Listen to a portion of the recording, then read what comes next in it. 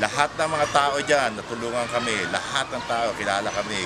Natutuwa sila lagi pag nandyan kami. At talagang nalungkot ako nang nabalitaan ko na sunog sila ng umaga. At kita pa namin sa tinitira namin kung ang usok at ang apoy. Kaya talagang napakalungkot na araw na yon. Lagi kami bumibili everyday yung pandesal dyan sa may bakery kasi bukod sa talagang quality yung mga product nila, tapos friendly sila lahat, so mga talagang maasikaso sila doon. So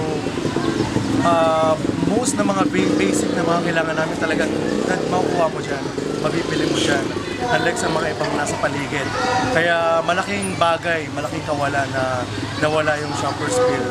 Kaya umaasa kami na sana bumalik pa rin yung Shoppers Bill dito sa place natin. Every time we go, there's a memorable moment. We laugh and joke around. Then every morning, pag di namin kaya mamili, sila yung pipili ng mga sila yung namamalengke para sa amin. Pipili nila kami ng mga product na mga ganda. Eto sir, sige kami na mamimili. Sila yung namamalengke actually halos para sa I've known them so personal na talagang nakapangalan na nila ang tawag sa amin. Sa kami, tawag din namin sa kanya. Mga tawagan kami. May mga tawagan kami dyan ng mga empleyado. You've always been helpful. It breaks my heart na nangyari dyan sa tindahan nyo o sa Shopper Bill, yung ganyan. Okay, it really breaks my heart.